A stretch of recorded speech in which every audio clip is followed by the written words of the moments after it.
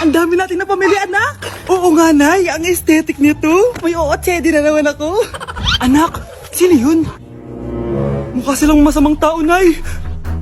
Papunta sila dito, anak. Takbo na tayo. Sige, Nay. Anak, palitan mo! A few moments later. Ano to? Bakit nyo kami kinidnap? Ano gagawin niya sa amin? Mukhang mamahalin yung dala yung gamit dyan ah. Marami kayong pera no? Bobo ka ba?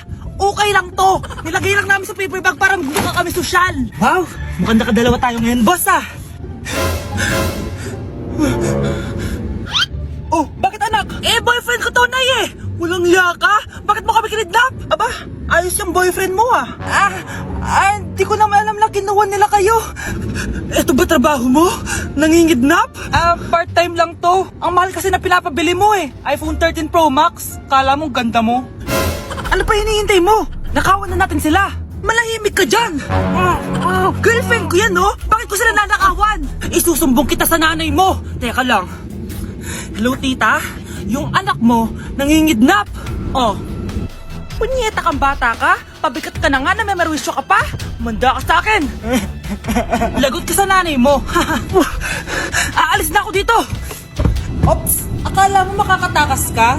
Andito rin mga pulis. Huli nyo na to! Makukulong na naman ako. Okay class, magdi-discuss ako. Makinig kayo sa akin ha. Oh, grabe. Ang ganda ko talaga. Masaya na naman siya oh. Manda ka sa akin. Ma'am, di ba po bawal mag-makeup kapag oras ng klase? Si Scarlett kasi nagme-makeup po. Lu, pero pag ikaw pwede? Basto. Ay oo, mamaya na yung makeup na yung Scarlett ha. Makinig ka sa akin. Di na siya makakapag-retouch.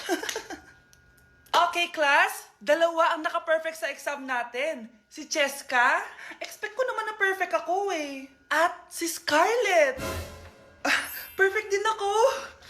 Talagang nilalabanan ako ng babaeng to. Patingin na tas paper mo. Ma'am, di ba wrong spelling is wrong? Mali yung pneumonia niya oh. Walang P sa una. Ha? Ay, oo nga. Kulang ng P. Hindi ka na perfect, Scarlett, ha? Ayan, ako na ulit ang highest dito sa klase. Kontrabida talaga tong si Samantha sa buhay ko. Bakit di nagre-reply yung jowa ko? Saan na ba yun? Tagal naman ni Scarlett. Saan na kaya yun? Hi, Miguel. Oh, Samantha, samahan mo naman ako sa kantin. Libre kita. Di pwede. Hinihintay ko yung jowa ko. Ha? Nasaan na ba yun? Yay! Sasamahan mo ako!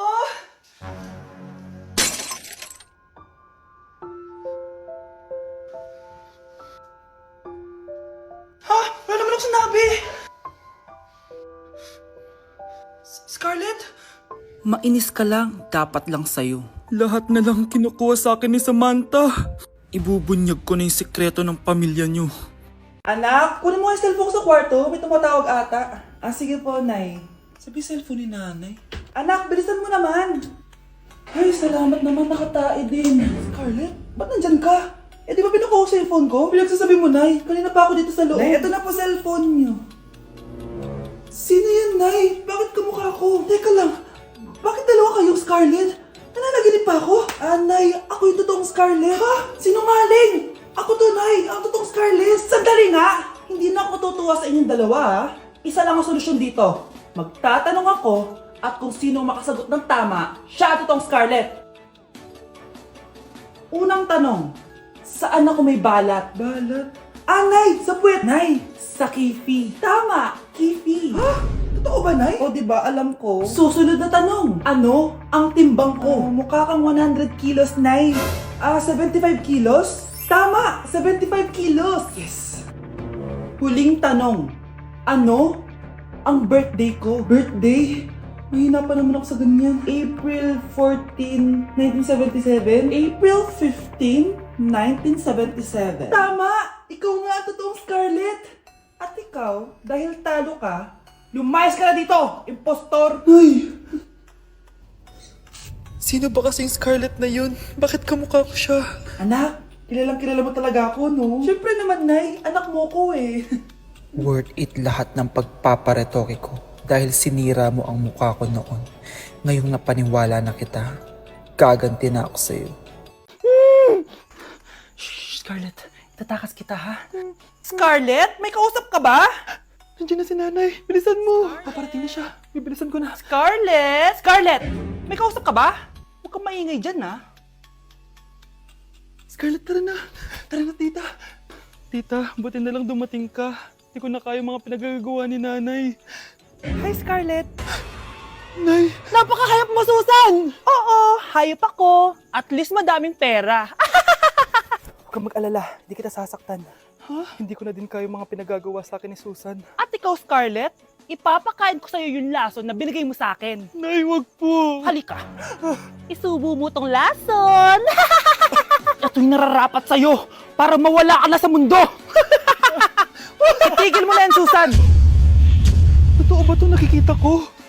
Buhay ka, Tay. Oo, buhay na buhay. Paano nangyari yun? Hindi pwede. Pinatay na kita. Simula pa lang ng una, alam ko naman na pera lang ang habol mo sa akin, Susan. Kaya nung naparalyze ako, alam ko na pagkakataon mo na yon para lasunin ako. Kaya inutusan ko yung pulis para ipalit ako sa bangkay. Hawak ko din dito yung mga papeles na magpapatunay na ninanakawan mo ako ng pera. Sumama ka sa akin sa presinto. Tandaan nyo to! Hindi ba ako tapos? Anak, sorry. Kinailangan ko magtago sa'yo. Okay lang, Tay. Ang importante, buhay ka.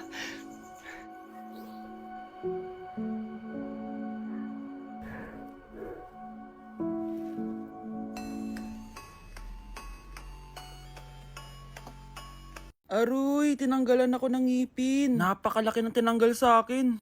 Hello guys! Kung napapansin nyo, naka-brace na naman ako. Ilang araw din ako di makakain na maayos dahil sobrang sakit niya guys. So bakit nga ba ako nagpa-brace ulit? Fun fact lang guys, 6 years na ako naka-brace before. Pero di pa rin na-address yung issue sa ngipin ko. Kung makikita nyo sa picture guys, medyo palabas or flared yung ngipin ko. Kaya naman nag-decide na ako na magpa-brace ulit. Sabi din ng dentist ko, kailangan daw tanggalin yung 4 na premolars ko para daw pumasok yung mga ngipin ko. Kaya ngayong araw, tatanggalin yung mga premolars ko. Bago pala ako pumunta ng dentist, kumain na muna ako kasi alam ko di ako makakain mamaya. Buti na lang talaga masarap ang ulam at nakakain talaga ako na madami. Medyo kinakabahan nga ako kasi ngayon na lang ulit ako mabubunutan ng ngipin. Yung last bunot ko ata nung bata pa ako. Dahil tulog pa si Honey Bunch, di ko na siya gigisingin. Ako na lang mag-isa pupunta sa dentist. Good luck na lang talaga sa akin mamaya. So ayan, kinakausap na ako ni Doc. Sabi niya wala daw ako mararamdaman na sakit kasi may anesthesia naman daw na ilalagay. Ito pala yung x-ray ng mga ngipin ko. So yung may black dot dyan, yun yung mga tatanggalin. Kung makikita niyo din, impacted din yung wisdom tooth ko. So ipapatanggal ko din yan soon. Ito na guys, last look na buo ang ngipin ko. Kasi mamaya bungal na ako. Ayan guys, nilalagay na ni Doc yung numbing cream para kapag in-inject na ako ng anesthesia, wala na ako maramdaman. Dito sa part na to, di ko na ma-feel yung bunganga ko. At thank you Lord talaga, hindi siya masakit. Parang hinihila lang yung ngipin mo ganun. Charan! Tapos na, medyo nahirapan si Doc ha. Paano di mahihirapan? Sobrang laki ng kinukuha. Rate ko yung pain niya, siguro 3 out of 10 lang. Pero alam ko mamaya pa to sasakit pag wala na yung anesthesia. Sabi ko din kay Doc kung pwede ko bang itago yung ngipin ko, ilalagay ko lang sa ilalim ng unan. Eto na guys, ang itsura ng ngipin ko ngayon. Bungal ira na. Dalawa lang pala muna binunot ni Doc kasi next week daw yung dalawa pa. So yun lang naman guys, bye!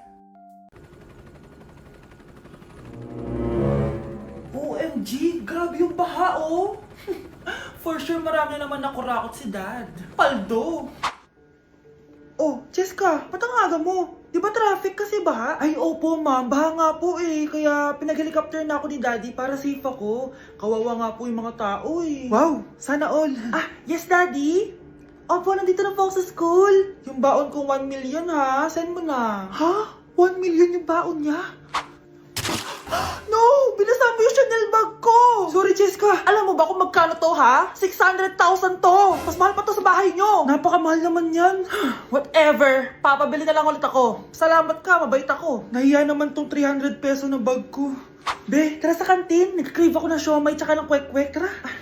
Pwede bang sa Wolfgang na lang tayo mag-lunch? Hindi kasi ako sanay sa mumurahing pagkain. Be, anong kala mo sa akin? Anak ng CEO? Ano ba yan? Hindi ba kayo binibigyan ng allowance ng daddy nyo? Ako na nga lang. Hindi ka naman ganyan dati. Okay, class. Si Cheska na ang bago nating treasurer. Ma'am, wag si Cheska. Kukurakutin niya lang yung class funds natin. Parang tatay niya. Flood control, ayaw. Gastos, gusto. Kaya mayaman si Cheska kasi korap ang pamilya niya. Ang laki ng tax na binabayaran ko. Sa Disney Princess pala natin napupunta lahat. Habang kami, binabaha na dito. Ikaw pa helicopter lang. Wow, napaka-lavish mo naman. Tsaka, pairam muna ako nito Chanel bag mo ha. May ambag din ako dito, no? Hindi kami titigil hanggat walang nakukulong. Deserve niyong magdusa.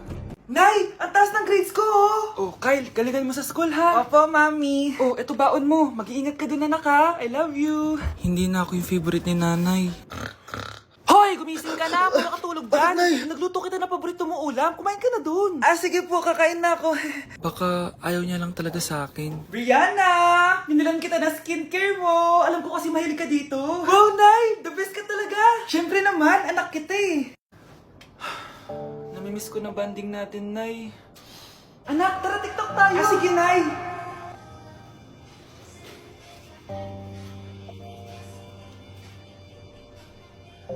Ano? Paano yun ba yan, Nay? Mali ka ng step? Nay, iniwan na ako ng boyfriend ko. Hindi ko na kayang mabuhay. Ay, naku, okay lang yan, anak. Ang pangit naman ng boyfriend mo eh. Oo nga, Nay, pangit naman yun eh. Alam mo, anak, kumain na lang tayo, tara. Sige, Nay, kain tayo. Anak, hindi ko na mabasa to, oh. Ano daw sabi? Nay, binilan kita ng salamin. Alam kong nahihirapan ka na makakita. Wow, thank you, anak.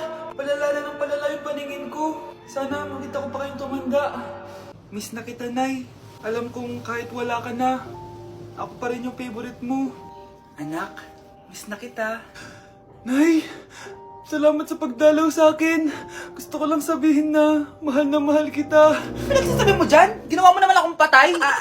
Buhay ka pa pala, Nay. Trip ko lang magdrama dito. Maghugas ka nga ng plato doon.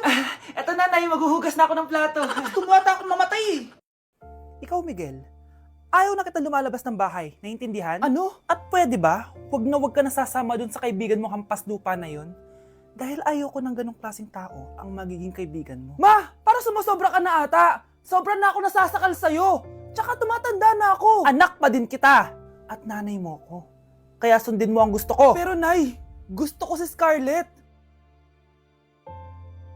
Parehas kami ng nanay ni Michael. So ibig sabihin nun, magkapatid kami? Sinong kapatid mo, anak? Wala po, Tay. Bakit po? Anak, wala na ako sa trabaho. Tay, pero wag ka mag-alala, anak. Iisip ako ng paraan. Hindi tayo maghihirap. Magtutulungan tayo dito, Tay, ha? Kaya natin to. Salamat, anak. Susan, sure ka ba dito? Last money ko na kasi to, eh. Magtiwala ka lang, Ramon. Para sa anak mo. O, ito na mga pinagawa mo, ha? Magbenta na tayo. Tara na. Sige, tara. Scarlett, ayaw sa'yo ng nanay ko. Ayaw niya akong magipagkaibigan sa'yo. Pero hindi niya ako mapipigilan. Michael, may kailangan din ako sabihin sa'yo. Yung nanay mo, tsaka yung nanay ko. Kailan ka pa natutong hindi sumunod sa akin, Michael, ha? Ma, dahil ba sa babaeng to? Please, tama na! Ayaw mo talaga makinig sa akin? Pwes, ipapadala na kita sa US at doon ka na mag-aaral. Michael! Good morning, class! Good mood si ma'am ngayon na. Sana good mood lang siya gang mamaya. Bago tayo mag-start, mag-pray muna tayo, okay? Sino gusto mag-lead? Di ako marunong niyan, ikaw na lang. Lalo na ako, di nga ako sumisimba eh. Wala. Pag walang pumunta sa harap, lahat kayo ia-absent ko! Bes, ikaw na lang. Ma'am, ako na lang po. Madali naman pala kayo kausap eh. Okay, class. So, dito na nagtatapos sa lesson natin. Oh, may isang oras pa pala tayo eh. Sige na, i-dismiss ko na kayo. Yes! Be, tara gala tayo. Tara, be. Buti na lang talaga dinismiss tayo agad. Aba, excited? Uwing-uwi? Ayaw niyo siguro sa subject ko, no? Maghihintay kayo hanggang 4 p.m. dito! Walang uuwi! Grabe naman yung mood swing ni ma'am. Nakakainis. I love you too. Okay, class. Dahil good mood ako today, hindi tuloy ang quiz at lesson natin. Ay, salamat. Magagawa ko na yung assignment ko sa math. Bes, pakopya naman ako niyan. Aba!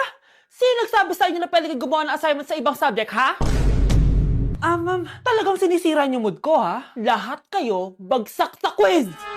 Excuse me, Ma'am Reyes? Bakit mo tinatakot ang mga anak ko? Ma'am, hindi sila matututo kung hindi ko sila tatakutin. Hindi mo kailangan takutin ng mga bata. Kausapin mo sila na maayos. Tama. Tayo ang pangalawa nilang magulang. Dapat maging safe sila sa atin. Gusto mo bang maalala ka nila sa mga pananakot mo? Facts, ma'am. Umayos ka na, ha? Kung ayaw mong isumbong kita sa principal. Deserve.